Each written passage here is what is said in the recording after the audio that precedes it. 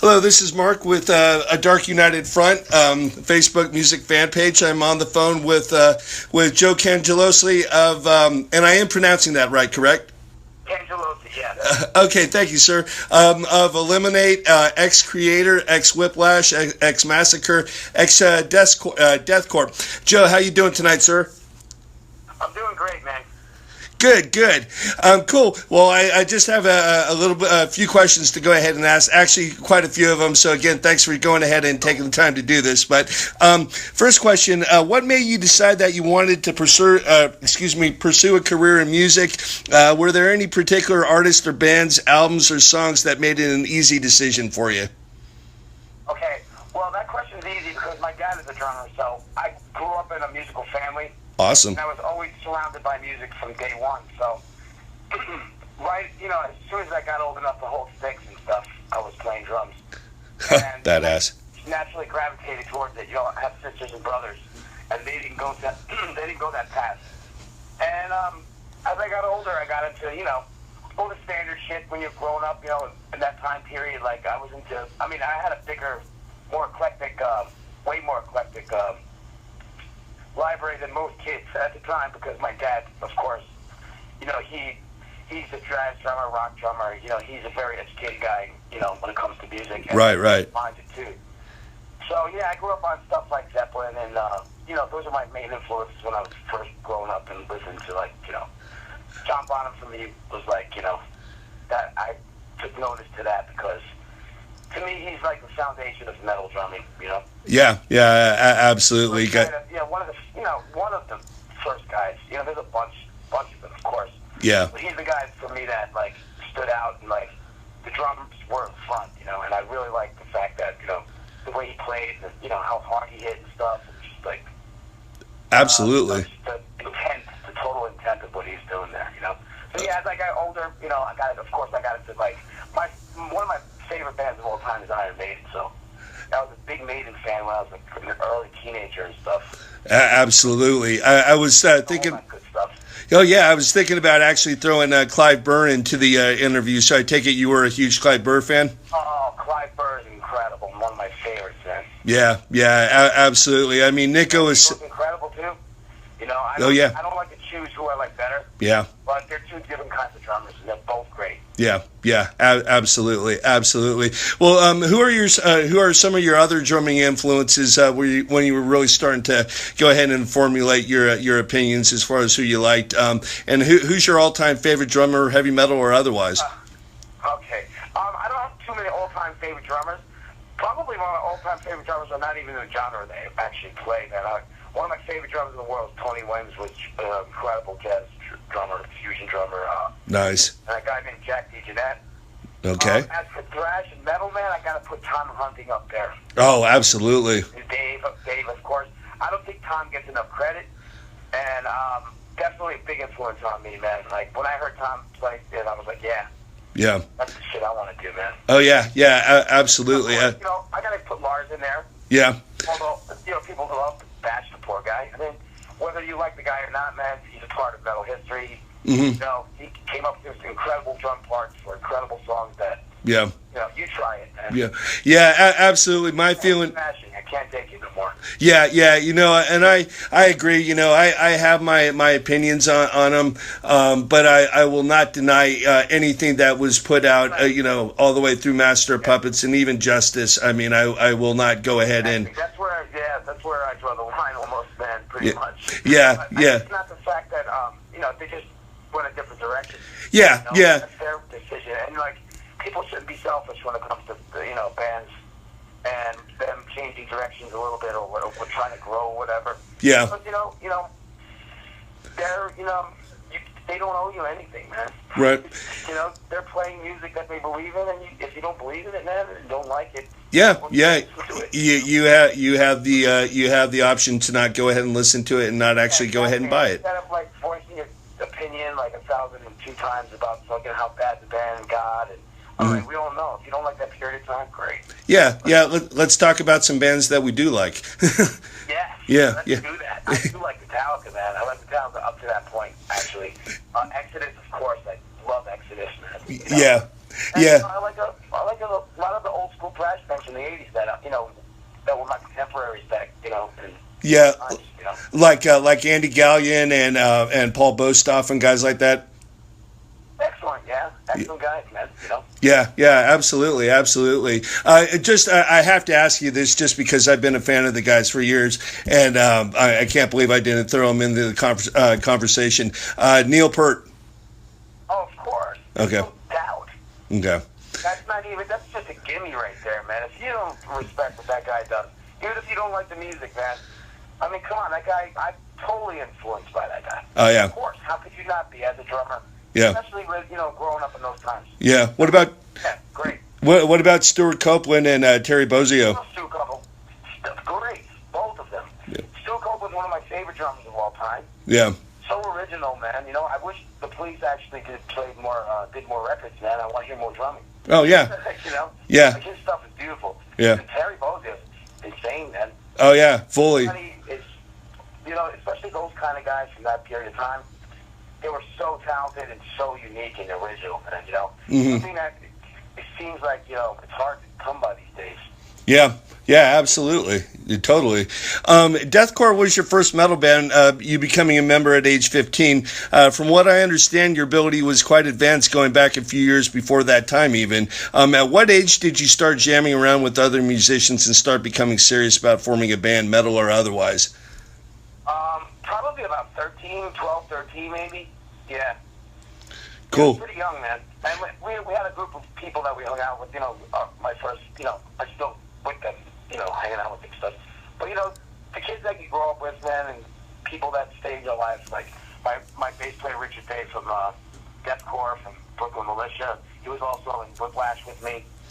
Glenn Hansen, of course, was in Whiplash with me. Nice. Brooklyn Militia, too, and Whiplash, too. Yeah. And, yeah, man. The core group. These are guys that will always be in, we'll always do things together, Yeah. And, we grew up together, and a lot of times, man, you just how it happens. And it so happens that, like I have to go back and say, like, the time period is everything. Oh, yeah. Absolutely. That fertile thrash metal environment, man. Everything was new and original. Oh, yeah, absolutely. You and I are actually only a few months apart, and so I totally remember. I mean, I mentioned this before in other interviews, but Death Angel actually played my sophomore year, their senior year, Mark and Rob's, Mark's junior year and Rob's senior year. They played actually the amphitheater at our high school. Which was pretty nuts, but yeah, that whole time period, I had just seen Metallica for the first time, while Cliff was still alive, and it was so great, man. Oh yeah, it's just I'm actually, I hate to sound corny, but I'm actually just getting chills, kind of even thinking about it, just how just new and electric it was at the time. I tell you, man, it's you're very fortunate to be there. So am I, man. Oh yeah, absolutely. I mean, you growing up in the New York scene, and me out in the Bay Area, and it was incredible. And by the way, us out the. Only imagine. Oh yeah, us out in the Bay Area always had a real, and still do have a real high degree of respect for you guys out in NYC. Which actually brings me to my next question. In my opinion, New York has always had a very solid reputation as far as heavy metal drummers are concerned. It reminds me a lot of LA and the guitarists that have made their mark out there. Drummers like Vinny Appice, Eric Carr, Charlie Benante, Glenn Evans, Ted Parsons, Mackie, and yourself are just a few of the greats. In my opinion, back in the 80s, when even there was a strong, healthy sense of competition amongst the guitarists out there, there was definitely a sense of camaraderie and community as well. Was that the same for you drummers out in New York City as well? I mean, my experiences I had, I never had problems with anybody. I think that it was a pretty tight-knit situation. Yeah. I was also very young when I broke into, so I was like a little kid, man. Yeah. I was playing clubs that I couldn't even get into. Yeah. It's like Andy from Death Angel was. Andy from Death Angel was playing it like. Yeah, Exactly. like 10 years old, and he's playing like out in Berkeley. Like what the hell, But all right. Over the years, I've read how much Eric Carr was and still is loved and revered by many heavy metal drummers. Was he ever an influence or inspiration? Did you ever have the opportunity to meet him? And any lasting memories of him that you would care to mention? Eric Carr? Yes, sir. I love Eric Carr. I think he was a great drummer. I never came up, met the guy or anything, but, I always respected and loved his playing because, it's hard to be a guy who comes into the band, after somebody so famous like Peter Criss was, Yeah. I think he did an incredible job, and he was a great drummer. Fortunate. Yeah, absolutely. And it seems like he came across as really a guy like Ronnie James Dio. Just nobody had a bad thing to say about him. Bad word. When it comes to other drummers in Brooklyn, man, I can give you a little background. Sure.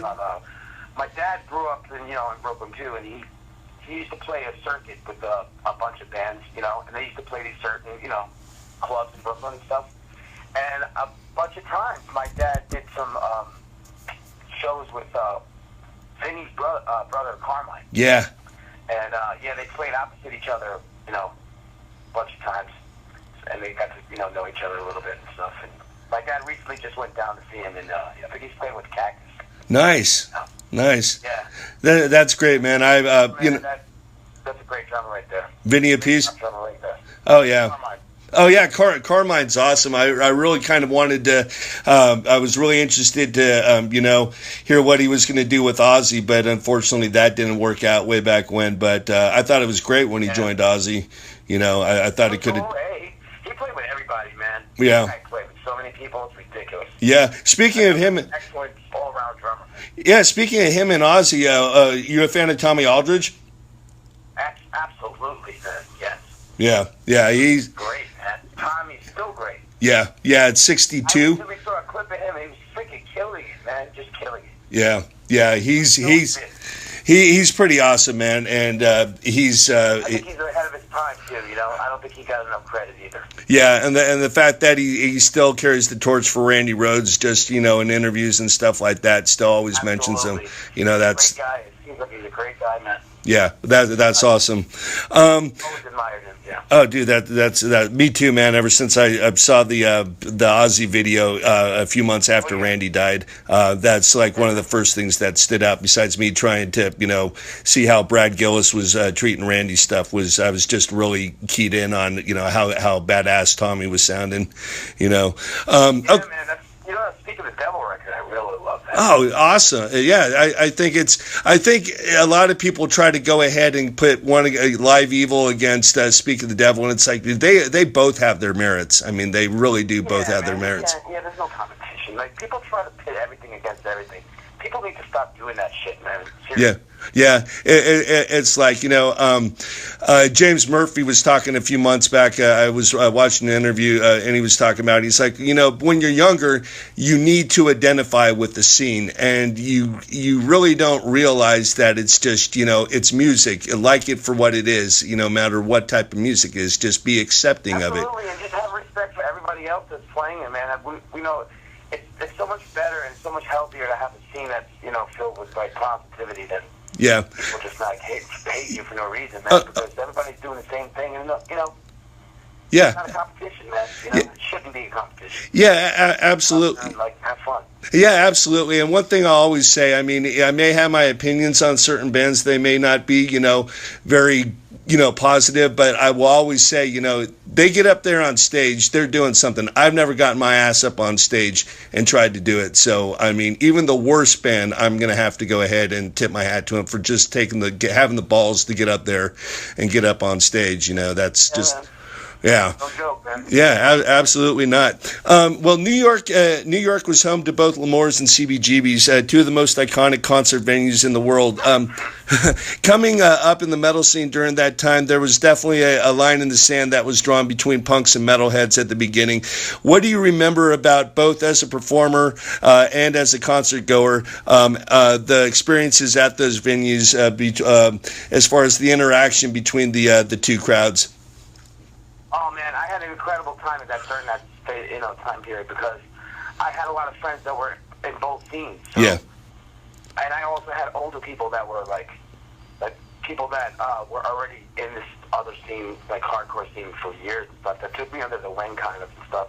And so I saw the transition. I saw how it became finally united after a while, man. Yeah. It didn't, there was no hating after a while, man. And it came together really nicely, man. Yeah. But both scenes were cool as hell, and eventually, man, it seemed like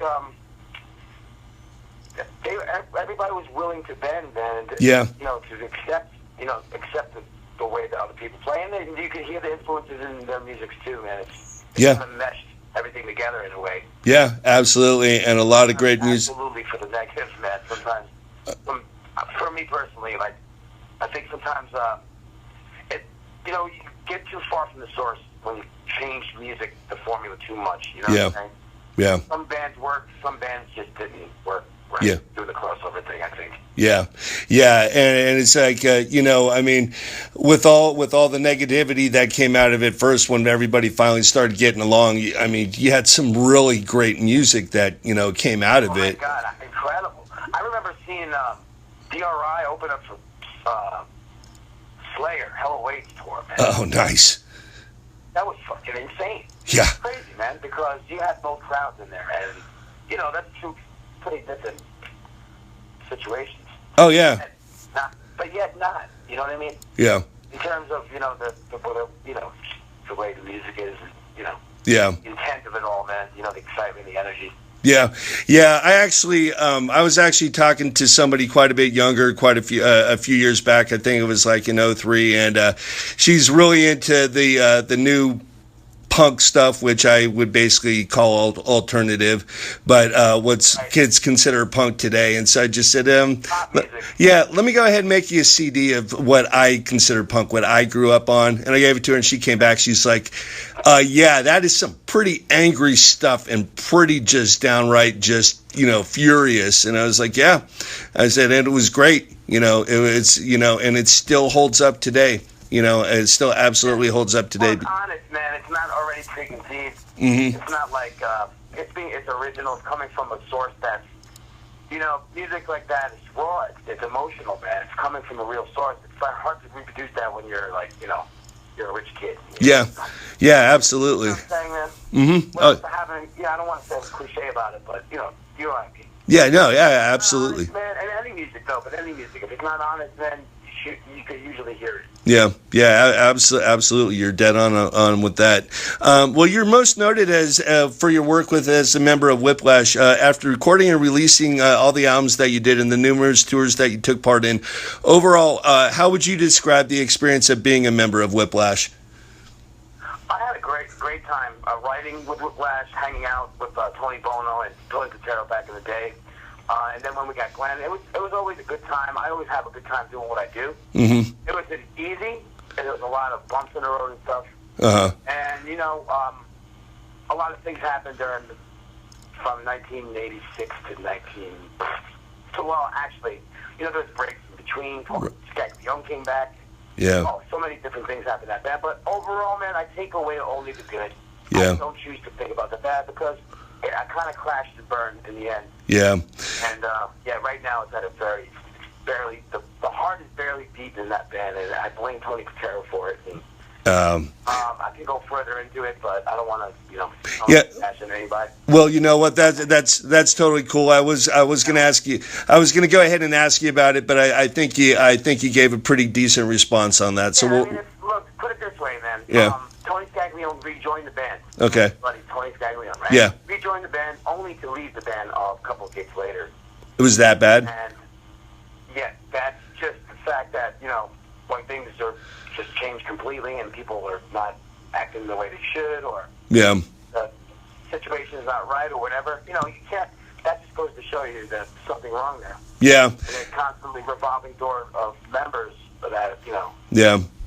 on that band. But, what are you going to do, man? Yeah, I was talking. Going to that band, and it's like watching something tragic happen. Yeah, and to put a sports spin on it, that's why I can't follow the Raiders anymore. I grew up loving that team, and just seeing Al Davis go ahead and drive them into the ground, and I'm like, you know what? I cannot bear to witness the team that I grew up loving being driven into the ground like this and nothing being done. So I jumped ship. I'm actually a Giants fan now.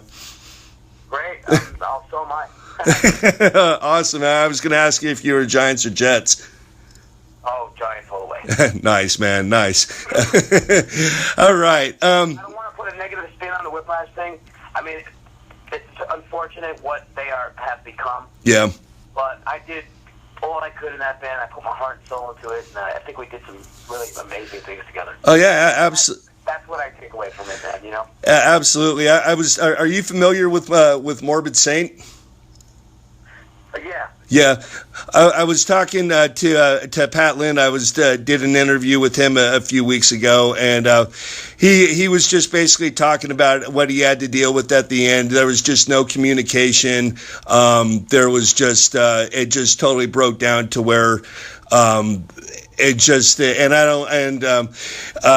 basically they had gone ahead and locked him out of or changed email passwords and Facebook accounts and stuff. So, yeah, it can get really nasty, man. Especially when one person thinks he's in charge of the entire thing and like wants to take credit for everything that ever happened to the band, which you don't do that stuff by yourself. Yeah. That's the disrespect of it all, and that's.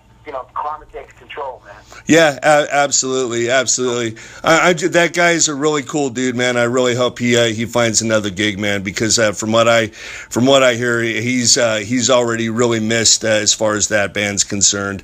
They've already gotten some pretty brutal reviews, with his being absent from that band. So I hope he just finds a new gig. You know what I mean? Oh yeah, man. Yeah. Okay. What I was going to go ahead and ask you, what are your memories of being in Germany when the Berlin Wall fell in 1989 and the shows that you played there? Well, I was hanging out with Glenn at the hotel, and Bono and Patero were out there someplace, and it happened. And they called us up and they said, "You won't believe what just happened. The Berlin Wall just fell." And we're like, "Get out of here, man. What are you fucking talking about?" So, we found out the Berlin Wall fell. We went there, and it was total mayhem. And, people were just going crazy, crying, laughing, partying, pissing on the thing. Nice. Breaking pieces. I got pieces of it in my house. Nice. Breaking pieces of it off, man. And the coolest part of the whole situation was that we were playing in a block away on the other side, Checkpoint Charlie. So that night, we played. And, man, let me tell you couldn't fit another person in that club, not another body could fit in that club because it was pretty much everybody from the other side. Nice. Probably never saw a heavy metal concert in their lives. Nice. So you were definitely probably a life-changing experience probably for a lot of those kids. That was one of the best experiences of playing music I ever had in my life. Yeah, those kids. That one. Those kids were probably pretty damn receptive. That was great. Well, when you guys opened up for Maiden? When I was in Kreator, we did that. Nice. Festival in '95 called Skip Rock. Oh. Festival, and it was incredible, man. We actually got to meet them and hang out. And Nico said, I asked him, "Can I check?" He said, "Come on stage." And I was in the back, right in the back of the drum kit, sitting there, man. Dude, that's. 10 years previously, I told him this too, and I had my ticket still, I think. And I told him, I said, "Man, 10 years ago, I was one of my first concerts." Yeah. Going to Radio City Music Hall to see Power Slave tour and Queensryche opening up for them. Nice. Now, I was like, wow, now I'm here opening up for you guys. And, wow. Dude, that's... It's a dream come true for me, man. Yeah. And to find out how cool they all were. Unfortunately, at the time, Dickinson was in the band. Yeah. Dark record, I think, but whatever, man. Yeah. Well, yeah. Nico was incredibly cool, man. Steve was great. They were all great, man. Oh, yeah, of course. And my man, Dave Murray, laying it down, too. Murray, yeah, I mean, and I'm a fan of Adrian, too, but when I think of Maiden guitar, Dave's the first guy. Yeah. Murray's the guy. Yeah, because I think they're both equally as good, but Dave beats him out because of tone. I don't know why they got that Yannick guy, man. What is that? I mean... Yeah, and from what I understand, basically, it's like, well, Yannick didn't do anything to force Adrian out, and Adrian decided to come back, so let's just leave him in. And I'm like, dude, he is too much of a distraction on stage, for one thing. He's annoying, man. I'm sorry, man. I just don't think they need him. No, they were fine with just two. The only thing I can think of is maybe it's just to beef up the guitar sound, but then if you're thinking it's like... It absolutely does, man. And like maybe when they do harmonies and stuff, Yeah, but still, it's like I think they could get by with just Dave and Adrian, but whatever. You know, we did. Yeah, absolutely, absolutely. Well, Must be, really good friends and shit. They said, fuck it. yeah, fuck it. I mean, he's a mate. Let's get another one. Yeah, exactly. Well, you were a member of Kreator on the Cause for Conflict album. At that time, Kreator had more of an industrial metal sound. When you joined, was the non-traditional style of thrash metal drumming something you embraced, or did you play it just to gain the experience of playing with one of the greatest bands in all of extreme metal? Oh shit! I went there to destroy, man. I got in the Nice. band. I was out there already. So I was like, I took a little break from playing music because I went from Whiplash to Massacre, and then from there I just went out to Germany. I had a girlfriend out there. Nice. I went to Cologne, and then I got a job in a kitchen. I was actually running my own Mexican kitchen. Nice. In Germany? Running the whole. Yeah. Dude, seriously, man. About a year. Wow. Yeah, easy, man. I did that for about a year and a half. And then I got my 2 weeks notice. I said, I got to get back to New York and play some music again. I was getting homesick. Yeah. And the last day of my job, I'm cleaning the counter, and I get a phone call. This is no joke. This is serious, man. I get a phone call, and I pick it up. It's Frank Blackfire. Really? So I heard you're in Germany. Guess what? We need a drummer. Uh-huh. Wow. Come down and check it out. I was like, oh, shit. Well, what happened with Venter? I don't know. I never knew what happened with that. They had some kind of falling out, and that was it, man. Yeah. Well, he belongs in there, not taking any away from anything Absolutely, dude. That's his band anyway, man. Yeah. He came in there to do some destruction and leave, man. Nice. That's it. I can't fault you for that, man. They're great guys. I knew Frank from the Sodom days, and I always knew I was going to be in that band forever, man. Really? Nice. They have a special formula. That's what they do, man, and they're excellent at it, man. They're great at what they do. Yeah. Their own original sound, they do, they do what they do. Absolutely. That's why when they came around out here to the Phoenix area a few years ago, I had to pull my buddy aside who I was working with, and because I at the time I was an on-call medical equipment delivery driver, and I told him, I said, dude, I got the phones this weekend, dude, and Kreator's coming by, and that band hardly ever plays the United States. And he was like, dude, I got you. I know how much it means to you. I got you. I'll take the phones for you Saturday night and everything. But yeah, that's how important it was. The only thing I kind of feel bummed about, though, man, is they actually played through the monitors. They didn't have their amp. For whatever reason, they plugged... Yeah, man, that's their new thing now. I don't What? Know, man, I think it's stupid. Are you serious? I don't really, if it works for them, that's great, man. I mean, I don't want to put them down or nothing about it, but for me, I would never do that. I need to hear volume on stage. Oh, dude, plus the aesthetics of it. I mean, I hate to say it, but visual-wise, I mean, it's like, dude, if you're playing heavy metal, you need the amps. Sorry. I mean... I agree, man. Yeah. Well, it's because they have these inner ear, they go right through the board, it's like straight in. Yeah. And it's really weird, because I saw them when they came here to New York. I saw it at the Best Buy Theater, and I was on the side of the stage, and it's silent. Yeah. All you hear is drums. Yeah. Overkill sounded quite a bit more louder than they did, and I was like, what the hell? I was like, do they have the amps hidden behind something? Is my hearing bad? What the hell's going on? And somebody's like, nah, dude, they didn't play with the amps. They put them right into the board. And I was like, yeah, there's definitely a lack of compression, going on with the sound. I mean, it just didn't have that, I don't know about that, man. I want to feel the air, man, coming out of that shit. Yeah, absolutely. I mean, sound waves, man. I want to feel that shit, man. Yeah. I mean, I don't want to do it like I did when I stood. What was that? No, it's a lot easier. Oh, yeah, It's a lot easier. It's a lot easier. You just plug in, man. They don't have to do all that setup time and the miking. Oh, yeah. Yeah, absolutely. You know what? Easier is not always better, man. No. Sometimes labor intensive. I don't think so. Yeah, and sometimes labor intensive. You're getting a far better product. So I mean, people shouldn't argue about it and just put in the work. So that's the bottom line. Yeah. Yeah, absolutely. Okay. Do you still feel that Iron Maiden's Number of the Beast album epitomizes heavy metal more than any other album? What are the reasons for your response? Oh, weird. I don't know. It's a great record. What can I tell you? Yeah. I think Killers is maybe better. Yeah, I agree. For me? Yeah. For me, I think it's better. Yeah. But You know, it's just a different it's a different band, different singer. Yeah. But I'm not taking anything from them. They're great. Yeah. You know, whatever. Yeah. That's a major one, of course. Yeah. I'll always put Killers and Peace of Mind pretty much neck and neck. I mean, I love it. yeah.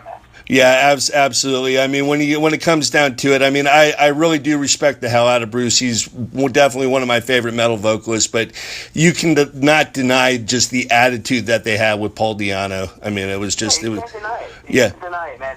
And the feel that they had as a band, they were really raw, man. Oh yeah, very street. Pack. Yeah, very street, almost gang, almost dirty, like. More dirty, man. Yeah. Much more dirty. Yeah, kind of like a harder version of Thin Lizzy, almost. You know what I mean? Yeah. Yeah. Had a lot of attitude in it. Yeah, absolutely. I know that you're a huge fan of Ride the Lightning by Metallica. It has actually become my favorite album of all time. Period. Why do you feel it's held in such a high regard by fans, even 32 years later? Well, I'll tell you, for me, Ride the Lightning is the best, probably the number one thrash metal record of all time. Yep. You can't, it was a time and a place. Nobody sounded like that. The songs were brilliant, man. They're just brilliant written songs and performed. Yep. And nobody did it before like that. Yep. They were melodic. Mm-hmm. They were heavy. Mm-hmm. The songwriting was catchy. Mm-hmm. And I think because that was the perfect time for them. Yep. Because the songs started, after that, they started writing longer songs. Yep. Got away from that old school formula that Yeah. they first started with. And they started branching out and growing, you know. Yeah. But to me, they caught the lightning in the bottle in that one, man. Yeah, absolutely agree. I mean, just everything lined up for them perfectly, you know, and absolutely. You know, instrumentals, they had, you name it, man. It was just a really perfect selection of songs, man. Everything just made sense. Oh yeah, absolutely. You know, that is one of the albums that I refuse to randomly pick a song off it and listen to. I have to play it from beginning to end, and if I have to stop it at any point, I have to stop it and pick right up where it was paused at, because that album has a certain flow to it where you just do not disrupt it. You know what I mean? Absolutely. Yeah, absolutely. Nothing is brutal. Oh yeah. Why they stopped going with Fleming Rasmussen and went with Bob Rock, I really have no idea. Well, you know, I guess Bob Rock was a really famous dude that was going to get them, you know. Yeah. Well, I will go out there and say I think they did themselves, to a large degree of their fans, they did themselves a huge disservice by not going with him anymore. They also changed their style so significantly. They didn't even. Yeah. Probably wouldn't have worked with Fleming. Yeah, true. You know what I mean? It kind of got, I don't know. Yeah. So that's not my favorite. Yeah, and plus, I mean, with the band dynamic the way it was, and I'll also throw it out there, and it's been said 1,000 times, millions of times already, I never thought Jason got a fair shake in that band. I think if he would have been allowed to go ahead and contribute more, I mean, what was it, 5 songs contributed after 6 albums or something like that? Yeah. Get him so dirty, man. Yeah, absolutely. And that's why any success that goes to that guy, I mean, that's well deserved, you know. He's an awesome bass player, man. Really capable bass player. Oh, yeah, absolutely. And just a good dude from what I understand. I know several people who have met him and just say he's just an awesome dude, just extremely down to earth, But in your opinion, what makes Santana's Michael Shreve's drum solo at Woodstock as a barely 21-year-old so amazing, besides being on a solid amount of LSD at the time? That's funny. Don't take the brown hat. Well, Michael Shreve had, now we're talking different kind of music here. Michael Shreve was very young, but he had great chops. I guess he was listening to a lot of jazz players at the time. Mm-hmm. They were allowed to freely express themselves. They weren't, suppressed. So he really got a chance to really play as much as he could, man. And he just was just a great drummer, man. Actually just young and just full of life and ideas. Yeah, a buddy of mine put it really good. He said that, my friend, is probably the most non-BS straight-ahead drum solo that I have ever heard in my life. And good one, man. That's for sure. Oh yeah, man. I mean, he actually tried to replicate it a few years ago, and even for as old as he is now, he still did a pretty damn good job of it. You know, all things considered. You know. Yeah, I'm sure, man. Like sometimes, like time and place, man. When you do things, you know, your style changes. You know, you do different things. You forget about some of the things you used to do, and you know, different vocabulary, different language. You know. Yeah, absolutely, absolutely. What is your in studio setups for drums, and are there any differences for your live setup? Actually, I'll play anything I get my hands on live, man. If I'm not bringing my own equipment, I'll work with anything, man. I'll work with one tom, one cymbal, man. I'll play on anything. Nice. I'll make something out of it, man. So that's for sure. But Nice. My regular kit, I have a Yamaha kit from the '80s. Okay. It's an 8-piece kit. Yeah, it's beautiful, man. I mean, some of the best drum sounds I think I ever heard in my life was those Yamahas. Oh yeah. Custom recording series from '86. Nice. Man, Nice. tremendous sounding drums. Nice. So you never went the DW route or anything like that? No, once I got that kit in 1990, man, that was it. That's all I needed. That's all I wanted. Nice. I never heard anything that I liked. I mean, I played some great drum kits. You know, Sonar. You know, there's so many great companies, but once you find a sound that you really like, you know, why change it? Yeah. You know. Yeah, it's kind of like Yngwie and the Marshall and the Strat. He's never veered from it since he was. Something, formula or whatever. Yeah. If it ain't broke, don't fix it. Exactly. Okay, well, on to Eliminate. Most of Eliminate's live set is comprised of Dark Angel songs from the two albums that Don Doty did the vocals on. Were there any challenges listening or learning Gene Hoglan's parts on Darkness Descends or Jack Swartz's parts on We Have Arrived? Good question. Oh, it was a lot of fun, dude. Yeah, no, it wasn't really that hard at all. Okay. I'll tell you, I always, I thought that, Gene was always a killer drummer. Yep. I respect what he does, and it's a lot of fun to see how he thinks, Mm-hmm. I had those records. I wasn't the biggest Dark Angel fan in the world. Mm-hmm. I did have Darkness Descends. I definitely bought that when it came out. Great album. And, yeah, it's awesome, man, but I think people go a little far with that sometimes, man. Like, that record is really live sounding. I don't know if you really, when you have to play along with it, man, you'll see that it's really, well. Mm-hmm. Yeah. Very interesting. Yeah. That's all I got to say, man. And some of the drumming is like, I don't think, like, nobody thinks the same or has the same choices as, And that's the beauty of learning somebody else's stuff sometimes. You almost get to, like, go inside their mind and figure out, like, wow, I would never do that there. Why? How did he feel that? Yeah. He never do that, or, wow, that's exactly what I feel there, or I would do that, Yeah. There's similarities between the way I played and some of the Gene stuff, some of the double bass. Yeah. I played a lot of double bass in my life, man. Yeah. And I was doing that stuff, too, at the same time he was, so. Yeah. We're part of the same cloth, man. But there were some challenges here and there, man. Yeah, definitely, man. What? Adapt to somebody else's playing. It's really interesting. Man. Yeah. It is a challenge. What about Jack Swartz's stuff from the first album? Oh, it's different, man. It's definitely different. Yeah. It doesn't compare to me, man. Come on. I got you. It's not technically, it's a big step up, put it that way. Gotcha.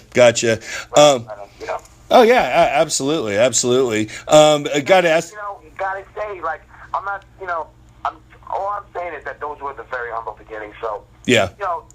My beginning stuff, I cringe listening to some of the shit, Yeah, and I think a lot of artists do, but at the same time, from the fans' point of view, I mean, that stuff is so endearing that it can sound horrible to the artist, but it makes the personality. Yeah, you're absolutely right, man. Sometimes the imperfections are the perfections. Yeah, absolutely. It's like that was a fertile. Yeah. Yeah, it's like, I listen to Death Angel now. Yes, they are a way more progressed band. I mean, they're just tight as hell.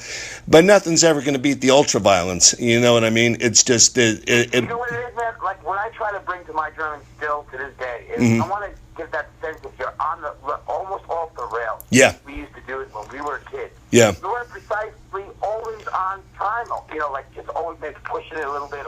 But it was real. The band, they breathe together, Yeah. Modern sounding bands bands are too robotic, man. They record them on a fucking grid.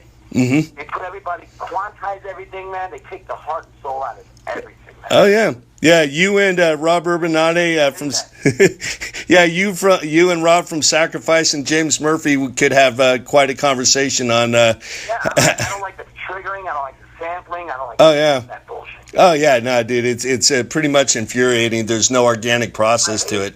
You know, I mean, the phrase I heard is it's laptop metal.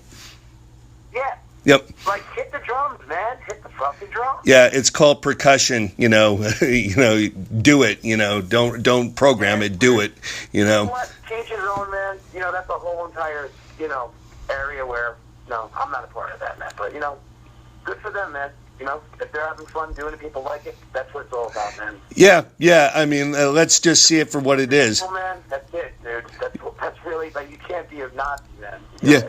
Anything brings joy musically. You don't like it, it's tough. You don't like it, but you don't want 10,000 other people love it. So. Yeah, exactly. Why passion, man? Yeah, absolutely. I hate fucking triggers, man. So do I, man. Well, what is the current status of Eliminate? How many songs have been written? How many songs were recorded for the first demo? And are you contributing any lyrics to the writing process? All right, as we speak, Henry and Scott are writing some material. Cool. We already have some material written, and we have, I think, a couple of songs pretty much in the bag. We got to do some tweaking on some stuff, but hopefully we're thinking within a couple of months we'll at least, we don't even have a demo yet. Okay. Doing these shows, we did this little stint in California. Yeah. And, we're playing a lot of Dark Angel songs, man, so yeah. I don't want to be it was a lot of fun, I love it, but I don't want to be a Dark Angel cover band. Hell no. I'm not. Yeah. That's not what I do. Yeah, you guys got together to make new music. Yeah, I want to make original music right now, man. I don't want to look back. I don't want to think about the past. I want to move forward, man. Absolutely. People what I can do now. Yeah, absolutely. As any true artist would want for themselves. Absolutely, man. That's totally understandable. Okay. Let's see. If I understand it correctly, Eliminate is already confirmed for the Armageddon Festival in Brooklyn next spring. Are there any other dates, national or international, that are at least being discussed right now? Well, I think we got a lot of offers for a bunch of little, a bunch of one-off festival type of things. I don't know what we're going to take upon. I think our main concern right now is to get the music and to get people behind, like puppets behind us, so we could actually put a whole record of original Eliminate music and leave that, leave some of that, Dark Angel stuff behind, because, I mean, it's just what, I want to see what we can do as a band now. Yeah. Everybody's coming from, pretty good place in, the metal history. Oh, yeah.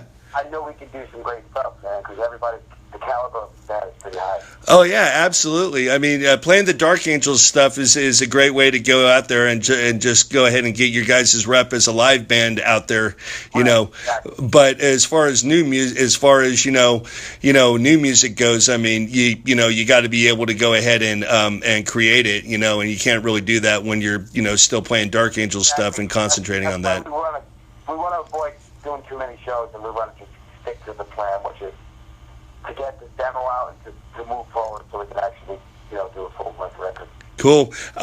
Did you guys end up going into the studio to at least record a few songs, like after the California show or shows? I was about to, but it never happened. Yeah, it didn't happen. Okay. Yeah. All right. Well, cool. Yeah. What's going to happen now is that these guys are going to send me music. They're going to record it out in Texas. Yeah. And we're going to start tracking for demos.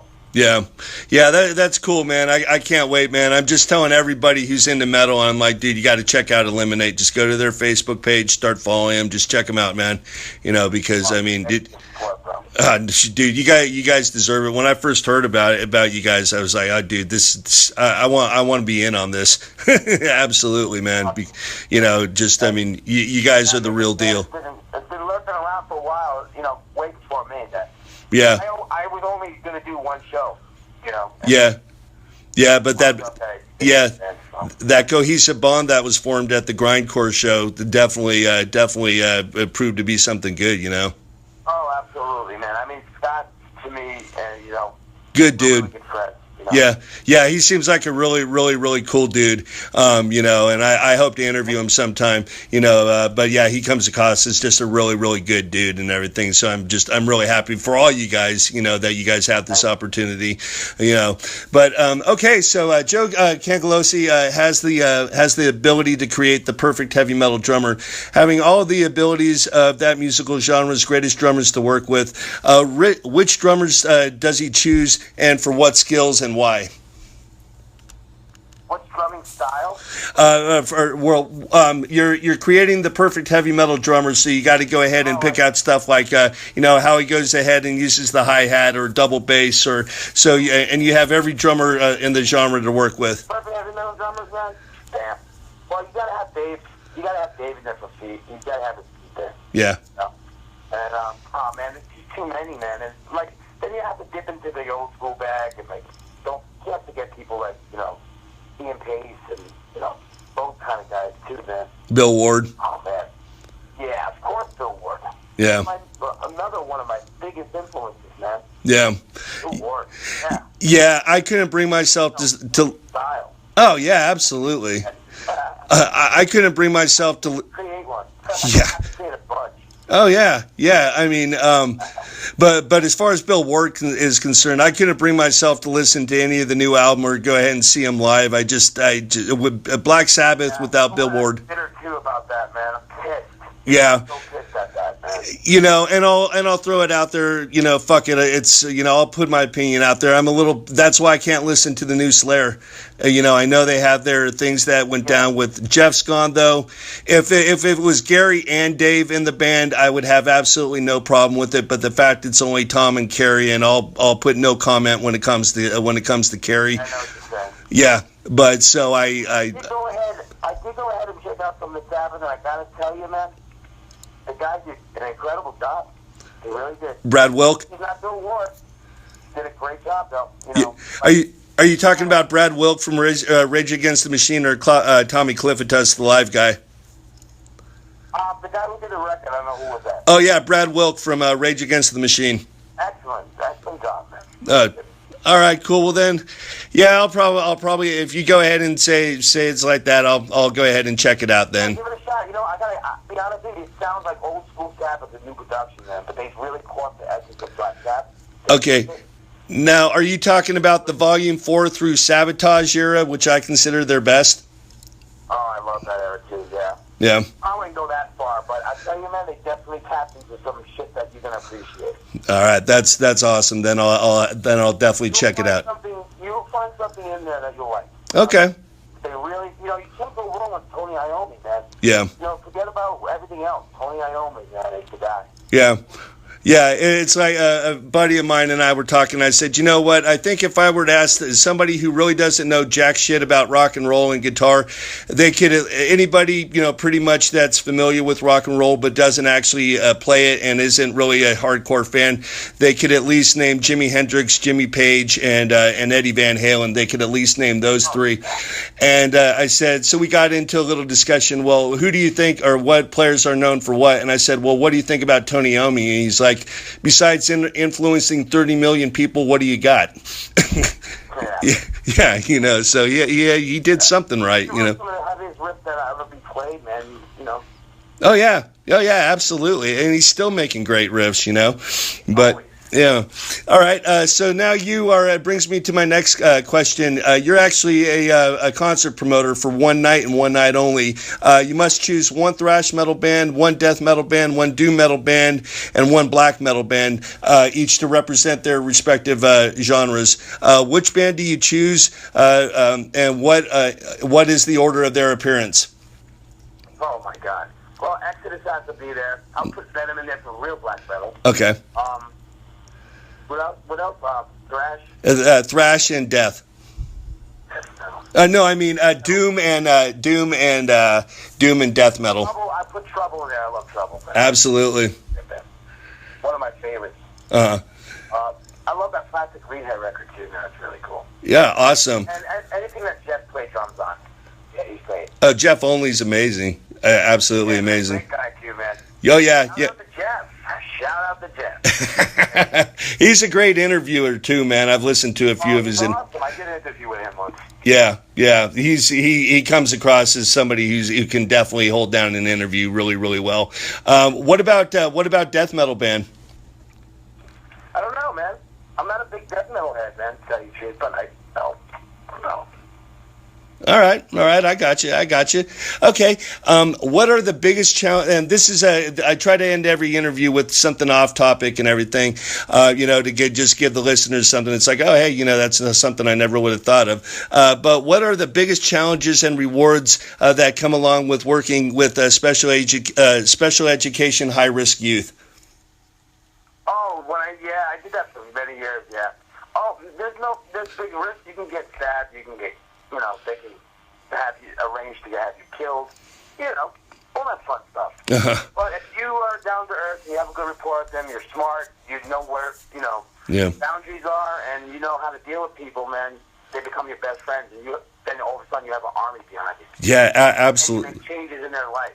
Yeah. And they come back years later, and they're thankful, and they have families, and they're educated, and they're responsible. Yeah. That's the good part. Yeah, absolutely. I got to hand it to you, man. My mom was actually a teacher for many years, and she actually taught special education kids, more of the ones that had more advanced disabilities.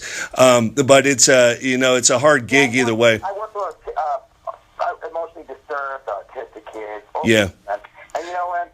It really makes you definitely makes you grateful for what you have, and for people in general, and it takes you out of your comfort zone in the beginning. You don't understand it, and then you really embrace it because you could do a lot of good stuff out there. Oh yeah, absolutely. I mean, it's a totally different thing, but I'm actually a customer service rep for a medical equipment company, and when you hear somebody who's elderly, who's in need of oxygen, and they're having such a hard time breathing, and they got nobody that they can really depend on, and you're the one that's helping them get their oxygen to them and everything, and you just hear the gratitude that comes out, in their voice. And it comes back to you, man. Not that you do it for that, but good stuff comes back.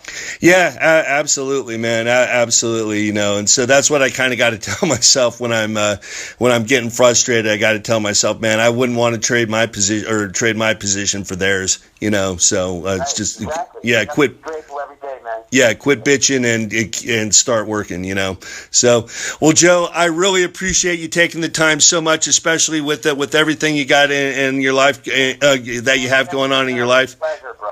Well, dude, it means so much to me, and I am promoting Eliminate Hardcore as much as I can and everything. So to tell you the truth, man, I've been since I talked to you last week, man, I've been totally geeked for doing this interview, man.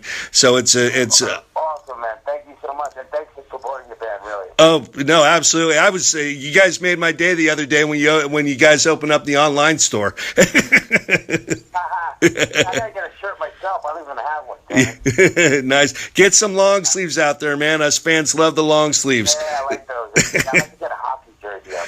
Oh, absolutely. So, since you Full jerseys from back in the day would be cool too. Oh yeah, absolutely. Well, I got to ask you, since you brought up hockey and you being from New York, Devils, Islanders, or Rangers? I'm not a hockey guy at all, man. Really? I like basketball. I love the Yankees.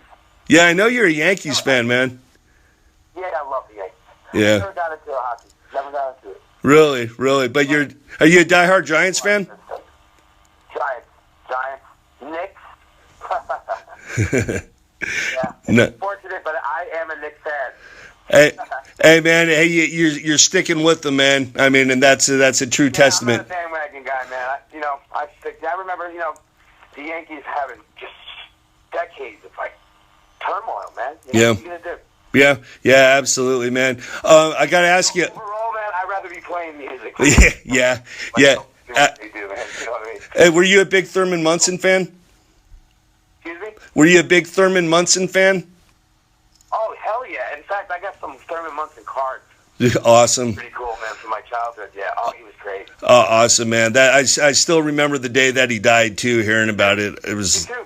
Yeah. Me too, man. Yeah. Never forget it. Yeah, absolutely. Man, as a kid, I was devastated. Oh yeah, yeah, absolutely, man, absolutely. It's kind of like finding out when Cliff died and everything. I had to call up my buddy who was actually sick from school for a long period of time, and I had to call him, and I was like, dude, I just found out about this. This happened 3 days ago, but Cliff died, and it's hard to think now with the internet and everything, but you actually got news quite a bit later than It was different. Yeah, there's a little delay there. That's true. Oh yeah, absolutely. But dude, killer talking to you, Joe. Thank you so much for taking the time to do it and everything. And keep getting out there and kicking ass, man. Cool. All right, bro. All right, you stay safe, man. Be safe. All right, man. Thank you. All right, later. Hey, and congratulations again, bro. Thanks a lot, bro. All right, man. Later. Take care. You too.